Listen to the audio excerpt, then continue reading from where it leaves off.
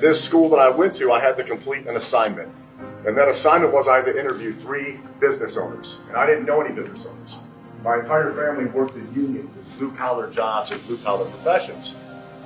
So the girl that I was dating said, her mom, the one time we were at the kitchen table, said, well, we know a guy at church, the guy you met, Jim Surace at church. He owns an insurance company, and we could get you an interview, and knock that off for your assignment at school. I said, okay, great.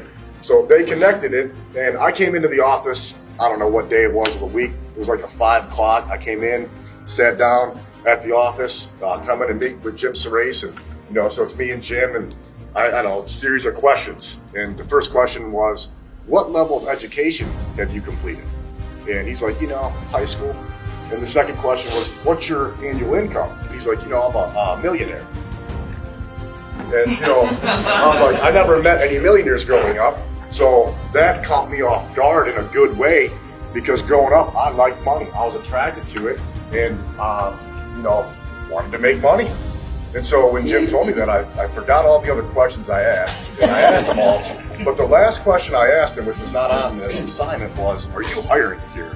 I'll do anything here. I told him I'll clean toilets, I'll vacuum, I'll do any type of a job here. And he, gives, takes off his glasses and he says, you know what? I have a son here. Let me walk you down. I have no idea if there's any positions. And walks me on down and introduces me to his son, Steve Surace, who's my mentor. And Steve, at the time, was 24 years old and knew my middle linebacker that I played football with, knew some other people. I'm like, wow, these people are millionaires and they know some people I know. It gave me this little glimpse of hope that maybe I could do what they do, if that makes sense. This same man, a few years later, married me, baptized me, was there for me when my dad died at the hospital, was there for me when my brother died. So how many people in your life can you say baptized you, married you, was there for the roughest times in your life? And this man has been there for the good times and the bad times. And it's very rare to find people that you can celebrate successes with, but also more, some of your losses with. What I found in Jim in the same time when I was going through those adversities is my other brother at the same time was on heroin. So Jim will tell you, I'm going to his office all the time, crying, like I'm about to do now, right? And I'm like, I think I had an umbrella all the time, just telling him all this dark stuff that's going on in my life. So Jim's giving me this counseling. He's building my faith muscles. He's helping me through all these problems, all these struggles, all these trials, all these issues. Because my dad is dead.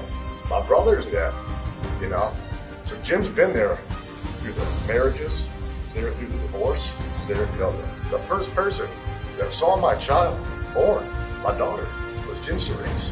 That's the guy I called. It wasn't my mom first. It was Jim Surace. But I wanted that blessing, on my daughter. I wanted that faith that probably didn't exist from anybody in my life when I was born, if that makes sense. What you guys need to know is there's probably someone in your corner that cheers you on like crazy and wants the best for you. And, I have this opportunity to have Jim come up here and give you some of the things that he's given to me, that he's given to Simon, that he's given other people. And Jim didn't have to go spend time and meet with my brother while he's on heroin, doped out at Burger King. But that's the kind of stuff he was doing when I was 22 years old, 23 years old. He'd go meet with my brother while he's strung out. Because I don't have no answers. I don't have no solutions.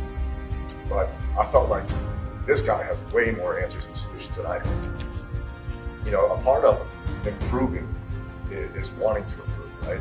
And a part of improving, though, is being around somebody that can improve you. And Jim Surace was that guy for me, that example, that model of, you know what?